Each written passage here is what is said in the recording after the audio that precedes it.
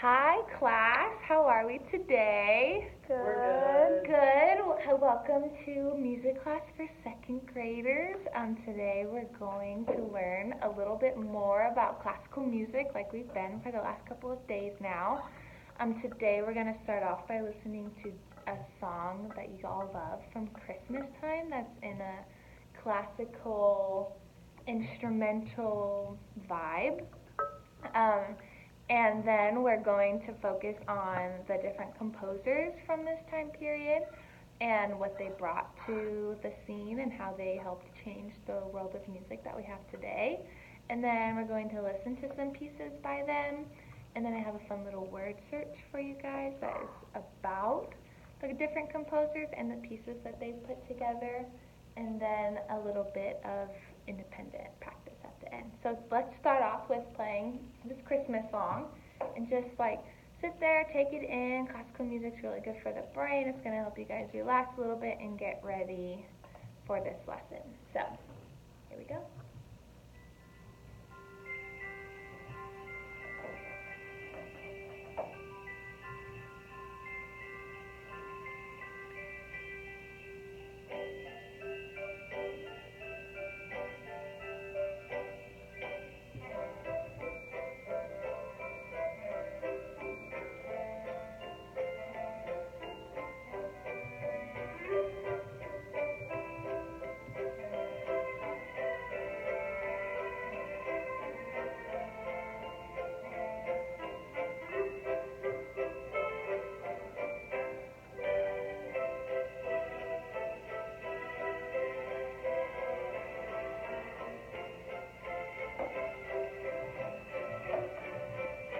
All right, so I'm sure you guys figured out rather quickly what song that is. It's Jingle Bells. Was it hard for you to not want to sing along with it without the words because you know them? Or were you just kind of taking in the instruments that were being played and thinking about Christmas time? There's no wrong answer here. I like listening to the instruments. I wanted to sing along. Yeah, I wanted to sing along too. Okay, so that was just a little fun thing. And now we're going to focus on learning about the importance of the composers who were a part of this time period and how they made this era what it is today. So I'll just like put it there. So this is our time machine, and the very first musical era was the Baroque period. And from the Baroque, we have all of these different composers that were a part of this time period. And what's cool is some of them carried over into the classical era. So like Telemann was very big in the Baroque period, but then he was also still pretty influential in the beginning of the classical era. And then like for Haydn, he was just getting started at the end of the Baroque period, but he really did not get popular until like the middle of the classical era.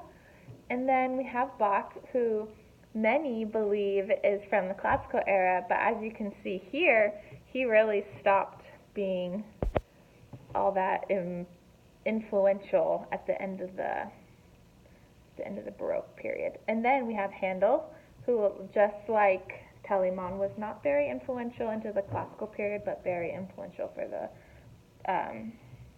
the Baroque period. So then we get into the classical. And Telemann was like the first one who was really getting going because he was so influential in the Baroque. So he was from Germany, and we have a little piece that we can listen to him. Or not. Nope. Usually this would be done on the big screen, but we make do. And then we have Beethoven, or first we have Mozart. He was from 1756 to 1791. So an important thing to note about this time period is that people didn't live as long as they do today because of certain diseases and lack of medicine and just not as clean. And so we have Mozart.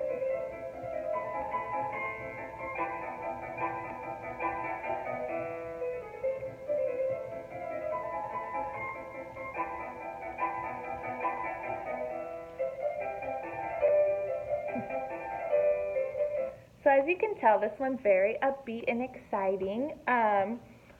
Wolfgang Mozart's father, Leopold, was a violinist and a composer, so he was obviously getting started in the musical world at a very young age.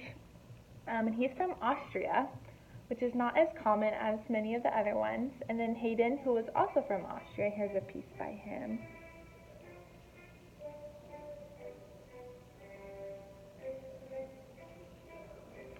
So comparing this one to the Mozart piece, it's a lot less exciting and more like prim and proper almost, and just nice and subtle and smooth and good to listen to when you're doing other things.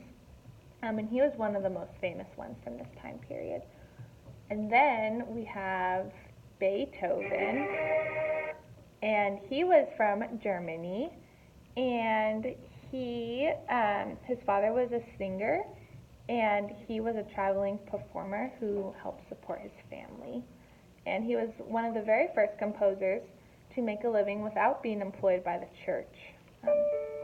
So now we're going to listen to a piece by him.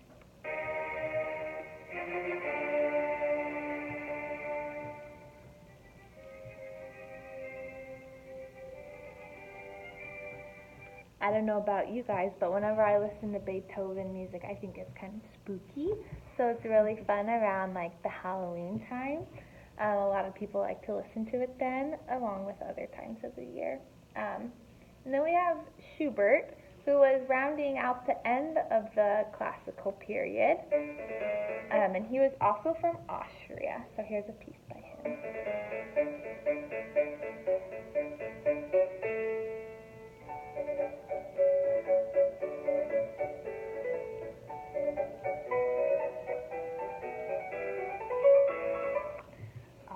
So that is the majority of the most famous classical composers that we still listen to today and that we get to learn about here in this classroom. A cool thing about Schubert was that his whole family was very musical, and he wrote many pieces for the piano and many lyrics for songs, and he's one of the most famous composers. And guess how many songs he composed? 100. 600 songs. Wow. And for somebody who only lived, he was only 31 years old when he died. Like, that's a lot of music. Nobody today is like really composing that much music. So that was really exciting, and he's very well known today, to this day. So now what I'm going to do is I have these little word searches for you guys, and they are all of the pieces of music that we just listened to from the 4 composers from the classical period, and then also the names of the 4 composers. So if you guys want to take a couple minutes with your elbow partners and spend some time with that, here's what it looks like on the thing, but we printed them out. So you just you can, let's talk to her for a second. So with the kids, like some of them could have Chromebooks, and I was thinking it would be cool if they could do them on here, but I decided to print them out just in case there was problems with that. But it's really cool because when you look for a word, I'm really bad at these.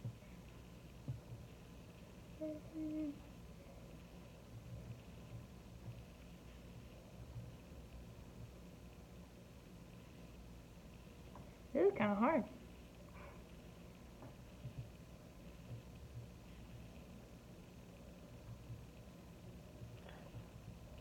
Wait, left. Over left. Count down to the M and go up. Oh, yeah, okay. So, here's Mozart.